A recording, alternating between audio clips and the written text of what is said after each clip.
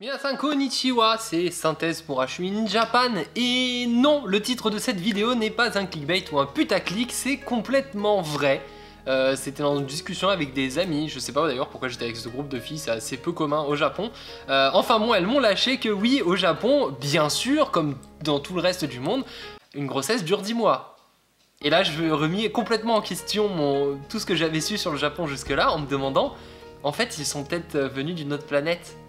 Mais rassurez-vous, en fait, il y a une explication complètement rationnelle à pourquoi les Japonais sont enceintes 10 mois, alors que, on le sait tous biologiquement parlant, hein, c'est 9 mois une grossesse. Hein. Donc pour ceux qui ne le savent pas trop, je sais qu'il y en a quelques-uns qui sont assez jeunes, hein, qui regardent mes vidéos, une grossesse ça dure 9 mois en France, et on commence à compter à partir du moment des dernières règles attendues, c'est-à-dire des règles qui ne sont pas arrivées, puisque quand on est enceinte, on n'a pas de règles. Enfin, moi je serais pas enceinte, mais quand une femme est enceinte, elle n'a plus ses règles.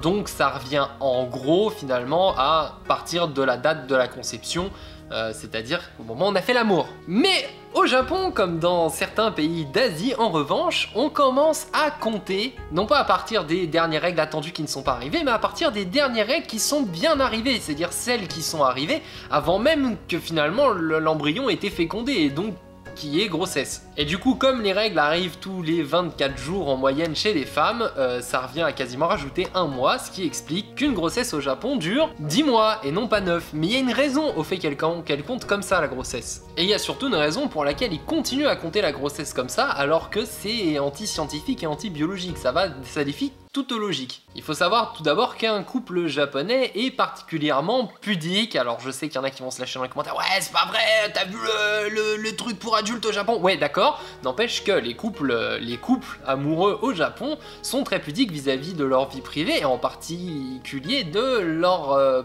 activité sexuelle. Bon, je vous ai mis sur la piste, du coup, peut-être certains d'entre vous l'auront compris. En fait, si on compte comme ça au Japon, c'est tout simplement parce que commencer à compter à partir de la période attendue des dernières règles qui ne sont pas arrivées, et donc très proche finalement de la date de conception, celle où on a fait l'amour, ça revient à compter à partir du moment où le couple a fait l'amour. Ce qui est un peu gênant du point de vue d'un japonais. Et donc du coup on préfère, à la japonaise, comme on dit souvent, noyer le poisson, c'est-à-dire tout le monde le sait, mais tout le monde préfère dire non, moi mes dernières règles dataient de temps, et c'est de là que je commence à compter ma grossesse, c'est beaucoup plus facile pour en parler en société, du point de vue d'un japonais en tout cas. En tout cas, c'est quelque chose de vraiment amusant à sortir quand vous êtes en train de débattre. Il y a pas longtemps, on parlait justement du fait que les Japonais n'étaient pas si différents des Français, et que finalement, s'ils habitaient dans un pays lointain, il y avait énormément de proximité entre tous les êtres humains. Quand tu leur lâches, oui, enfin au Japon, une grossesse ça dure 10 mois. En général, ça met fin à la conversation directement. Ils disent ah ouais ah ouais.